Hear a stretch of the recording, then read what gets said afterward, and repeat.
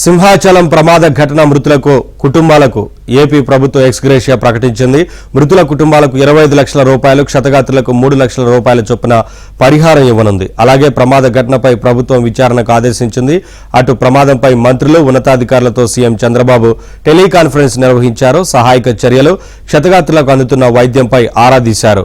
ప్రమాద ఘటనపై సీఎం చంద్రబాబు దిగ్భ్రాంతి వ్యక్తం చేశారు. ఈ ఘటన తనను కలచివేసిందన్నారు. అటు ఈ ప్రమాదంపై డిప్యూటీ సీఎం పవన్ కళ్యాణ్ దిగ్భ్రాంతి వ్యక్తం చేశారు. మృతుల కుటుంబాలకు ప్రగాఢ సానుభూతి తెలిపారు. మంత్రి నారా లోకేష్, ఇతర మంత్రులు ఈ ఘటన తీవ్ర ఆవేదనకు గురిచేసిందన్నారు.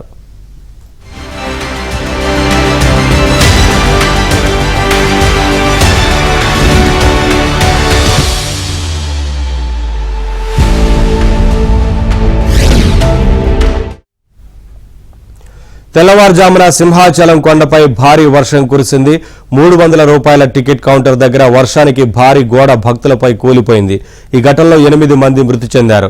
వెంటనే రెస్క్యూ సిబ్బంది సహాయక చర్యలు చేపట్టారు.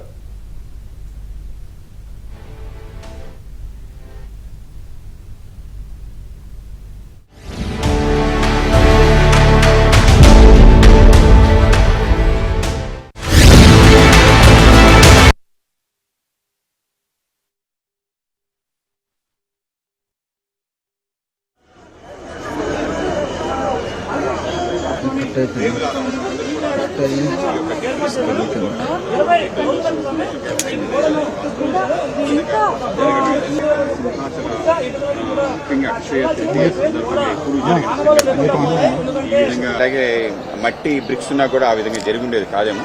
సో ఆ విధంగా